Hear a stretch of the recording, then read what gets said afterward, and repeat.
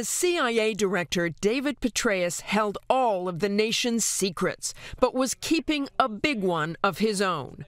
Today, in a statement to CIA employees, the man considered a national hero by some acknowledged the affair and what he called his extremely poor judgment. Such behavior is unacceptable, the statement said, both as a husband and as the leader of an organization such as ours. Details about the affair are still emerging, but ABC News has learned that the affair was discovered during an FBI investigation into the activities of Petraeus's biographer, Paula Broadwell. The Bureau had become concerned with what they called strange activity on the internet by Broadwell, and that she had also possibly sent emails about Petraeus to others. Obviously, they trusted me, so I was able to get a lot of great access. Earlier this year, Broadwell talked on C-SPAN about her professional relationship with Petraeus. He has put duty on our country and his service to the nation above his family.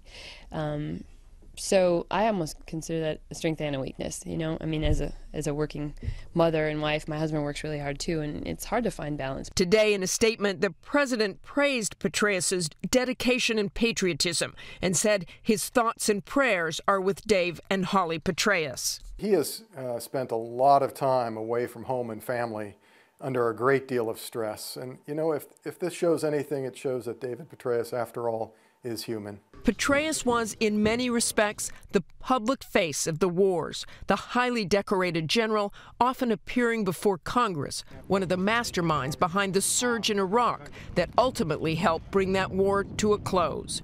Then Afghanistan and the call to head the CIA. Are you ready to come back? Ready for the CIA?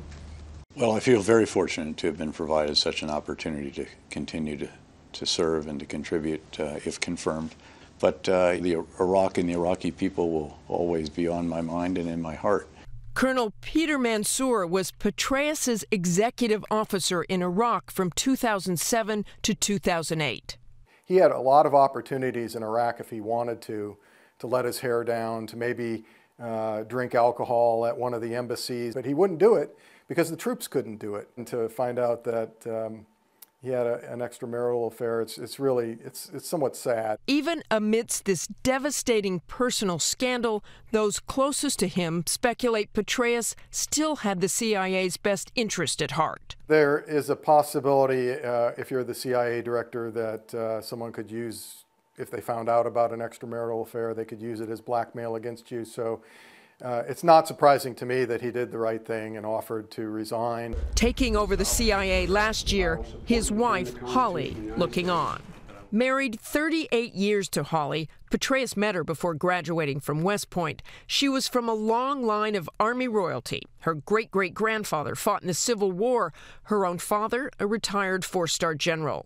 Petraeus spoke of the young Holly he met at West Point. I'll never be able to adequately express my love and appreciation for all that she has done, but I can at least say here this morning, thanks, Hol. I love you. Over their nearly 4 decades together, the family moved 24 times following Petraeus's career, Holly raising 2 children. And if Petraeus was celebrated for his military discipline, for Holly it has been devotion. Army wives have said she's one of us. Just this year, she spoke about her favorite poem and its premise. Life is 10% what happens to me and 90% how I react to it. News of the affair has sent shockwaves through the national security establishment. Certainly others have had affairs in Congress, the White House, but having the director of Central Intelligence involved in an illicit affair is serious business, with world leaders, friend and foe, watching his every move and almost certainly looking for vulnerabilities. I'm Martha Raddatz for Nightline in Washington.